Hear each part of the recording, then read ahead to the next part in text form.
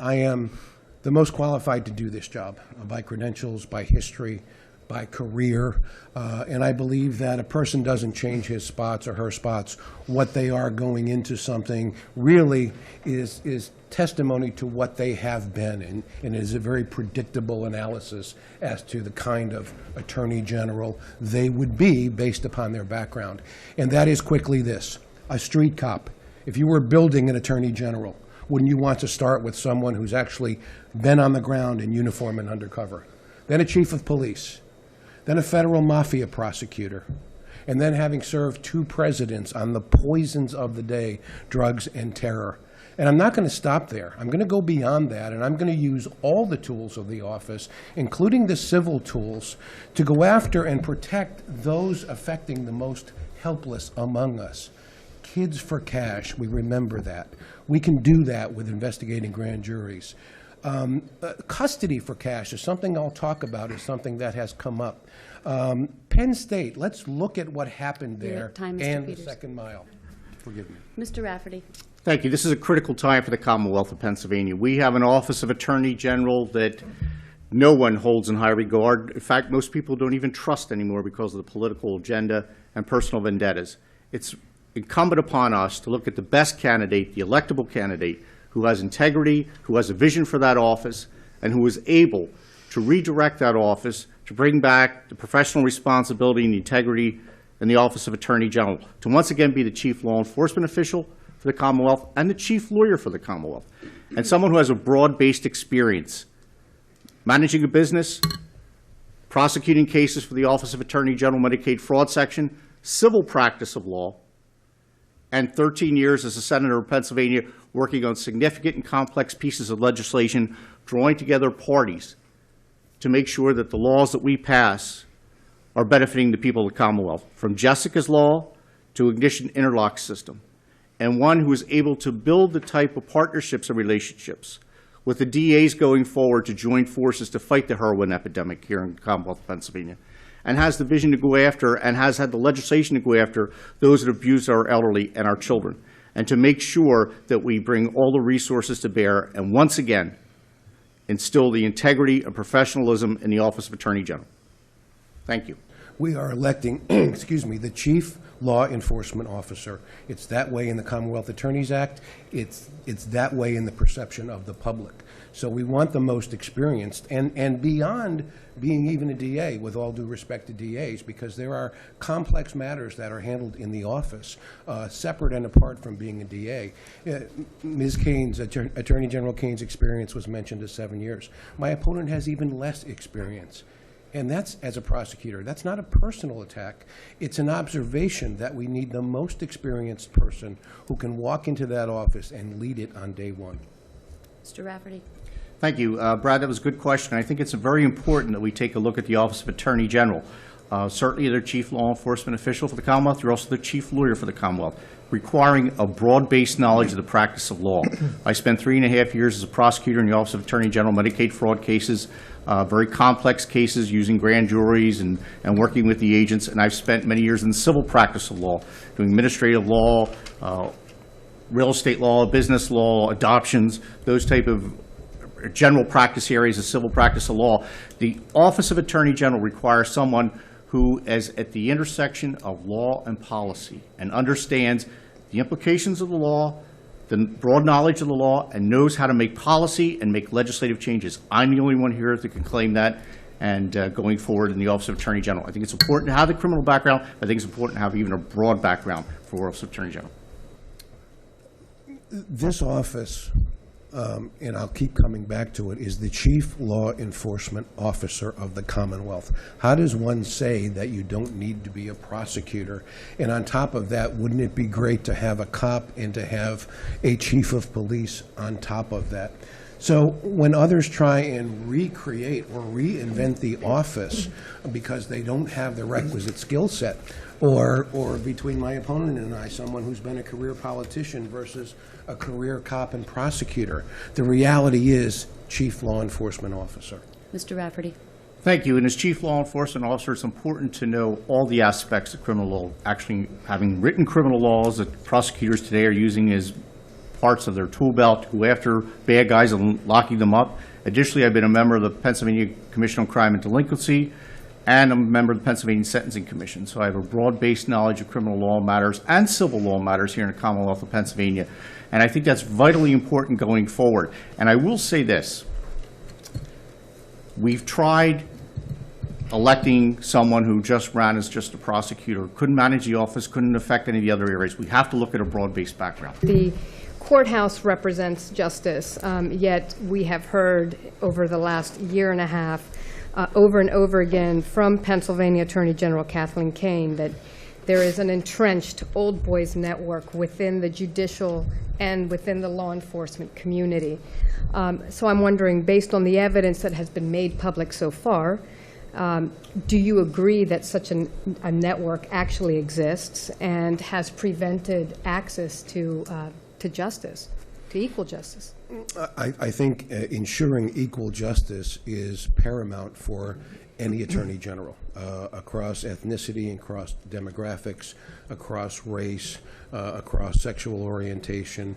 We need to be fair and even-handed. I think what happens is many times you have a DA who goes on to be a judge, and there's a certain camaraderie there. And in that, certain lines are crossed in terms of contact and friendship and collegiality. And I think a firm attorney general, and having worked within the U.S. Department of Justice guidelines as a special assistant U.S. attorney, I would implement and ensure those rigid lines of demarcation so that lawyers are not ex parte communicating with judges, and there doesn't develop a good old boys or a good old woman's network in any direction. Mr. Rafferty. Thank you. I think it's vitally important that taking Attorney General's position that you instill professional responsibility in the office.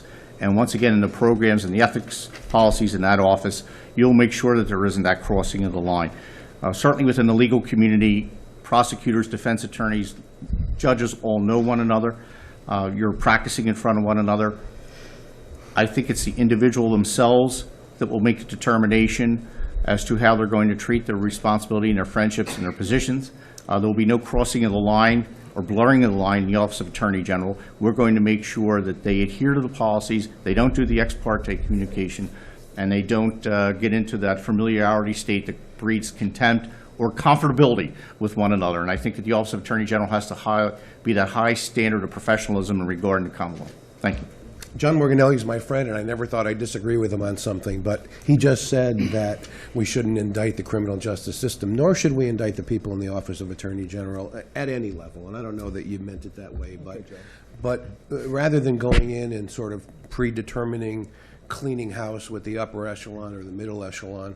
The sad part about this scandal, this chapter, has been this pall that has existed over the 800-plus employees of that office who, consumer protection, criminal, you name it, who do good work. We need to evaluate everyone separately, and I'll do that. Mr. Rafferty.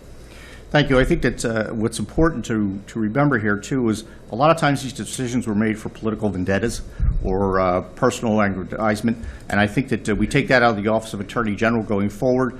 I pledge to stay 4 years if elected, 4 more years if re-elected. I'm not going to operate in a political spotlight or look for my next political job. I will be 8 years in the Attorney General's office, and that's going to ensure that someone's going to have their hands on the wheel of the ship of state to write that course and to make sure the professional responsibility and integrity is brought back to their office. You mentioned that this office is the most powerful, and that's attractive to him.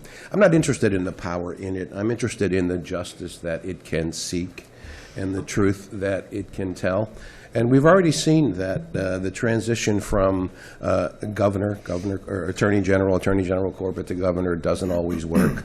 I don't believe the transition from a senator to attorney general works.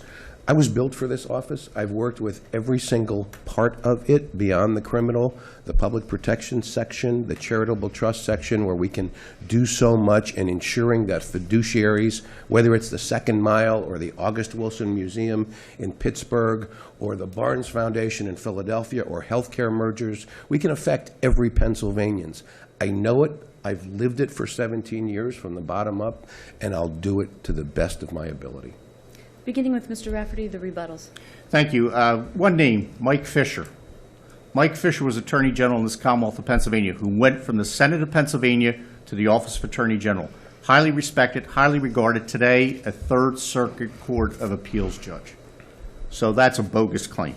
Attorney generals can be a senator, can be a prosecutor, can be a civil lawyer, as long as you have the ethical drive and the integrity in that office. Furthermore, I suggest that everybody at this table read the Commonwealth Attorneys Act and stop saying things that are not part of that act that you're going to do for people. There are other things that can be done, but the core is the core. The top cop, the top prosecutor. One agenda that I've put forward, actually, the one person that I would hire new, and I'll find the money internally to do it, would be a veterans advocate. Because our veterans are not being served. They're dying every day of suicide. They're suffering from PTSD. They have separation issues with family. They have paycheck protection issues. There's no one filling the gaps and working with the rest of government to help them. And I'll do the same for farmers, and I'll tell you later how to do that. And with that, we turn to Brad Bumstead from the Tribune Review for your question, beginning with Mr. Shapiro. Thank you. Mr. Shapiro, have you asked for or accepted campaign contributions from people or industries that the Attorney General's office has sued or is suing or would be suing? I mean, are there any people that might have contracts with the office? Do you have any conflicts of interest based on the money you've received vis-a-vis the Attorney General's office? The answer, Brad, is no. But let me illuminate, if I may, why your question is so important. The Inquirer has been doing some very good investigative reporting in Philadelphia in a case involving IBEW's union boss, Johnny Dock, and an alleged assault that's been happening. And apparently a woman who in a senior position was not terminated but demoted because she approved charges, how dare she, against a union boss in Philadelphia. Well, the DA in Philly, because he had taken contributions, couldn't handle the case, so he kicks it to the Attorney General. Attorney General Kane couldn't take it by her own admission because she had taken Johnny Dock, IBEW union contributions. Now they're looking for someone who can handle it. My opponent has taken IBEW, Johnny Dock union contributions. So if he were the Attorney General, how would he handle it? That's the difference between spending a career in politics and spending a career as a career prosecutor. Mr. Rafferty. Thank you. My finance reports are online. I voted for everything in the Senate of Pennsylvania has come through to include an open transparency in the Senate of Pennsylvania. My opponent seems to forget that he took union money when he was a statewide office seeker back a few years ago when he got his teeth kicked in running an election. I'm sure that if he had the opportunity, if people came along, he'd be accepting campaign contributions as well. I was a member of the Senate of Pennsylvania when I ran for my last re-elect. A number of the building and trades contributed to me because of the transportation bill. But most importantly, I do not allow that money to influence any of my decisions as a senator, and I won't do so as a prosecutor for the Commonwealth of Pennsylvania. That's just bogus assertion, and it's something that has been, I think, apparent with some people in Pennsylvania, but not me as a senator, not me as a prosecutor. Thank you. Teeth kicked in. When you run statewide, and I note that I'm the only one who has run statewide. I don't win in a gerrymandered Republican district in suburban Philadelphia, which this glass could do. But to come within 6% makes a statement, number one. Number two, it is clear that my opponent is the gateway for big union boss money in Philadelphia going into the Republican Party. And number three, his own senator, Senator Wagner, said he's responsible for killing paycheck protection. I'll leave it there. Mr. Rafferty. Thank you. And by the way, Senator Wagner gave me a $5,000 personal contribution to my campaign for the Office of Attorney General.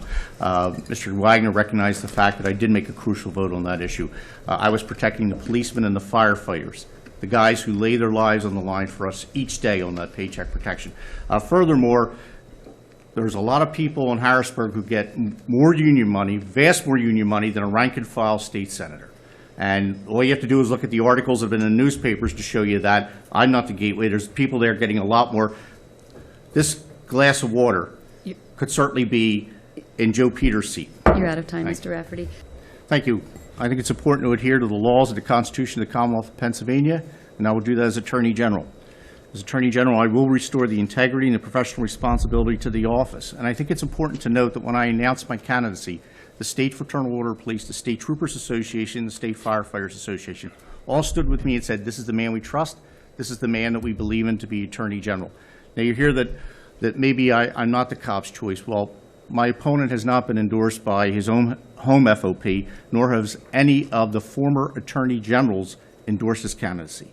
I have 14 DAs endorsing my candidacy for Attorney General, and I think as Chief Law Enforcement Officer, Chief Lawyer, they're important aspects of the position going forward, and I ask for your support. Thank you. Mr. Peters. Career politicians play the endorsement game. This is the year of the outsider who just wants to do the right thing. Look at the presidential races. I didn't ask my home FOP for my endorsement. I've been a member for 31 years. I know how the cops are voting.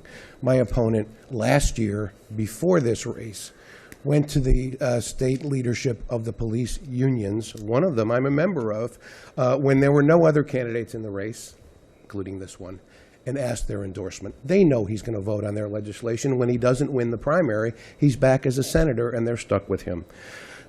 The answer is this. I am the person who was ready to serve, ready to lead on day one. After the mafia conviction in Philadelphia, the Associated Press wrote a story calling my fellow prosecutors and I the modern-day untouchables. Now, that may be tongue-in-cheek, but there was a message there. They also wrote that we were fearless, looking for the truth, and incorruptible. I take that mantra. That's the kind of Attorney General I will be, a modern-day untouchable.